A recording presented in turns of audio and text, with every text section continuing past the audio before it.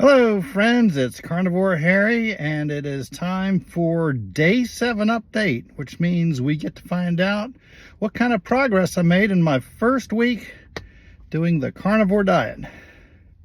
Well, let's see. I initially started out at 258.2 pounds.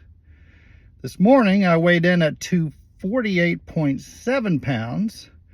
Lost 1.1 pounds since yesterday, and the total for the first week, I've lost 9.5 pounds.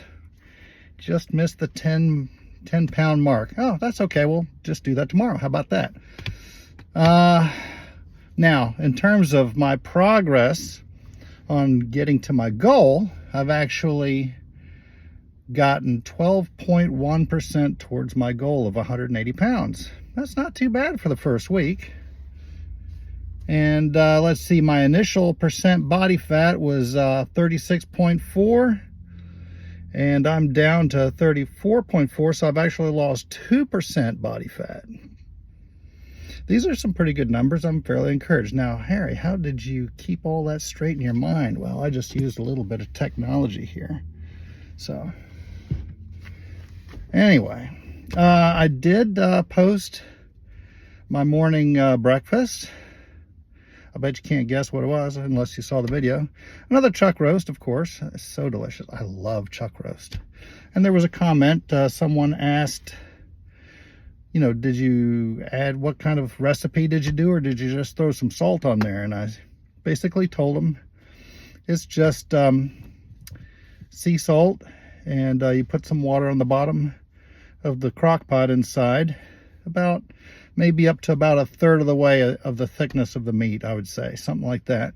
And that helps to keep it moist and tender when you get around to eating it. And it's so good. Oh yeah.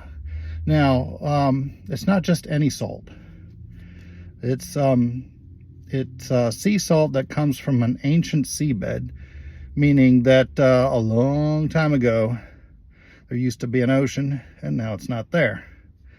And so perhaps mining or you know, mining the area where the old sea used to be, you can get that salt, and it's full of minerals. That's good for you.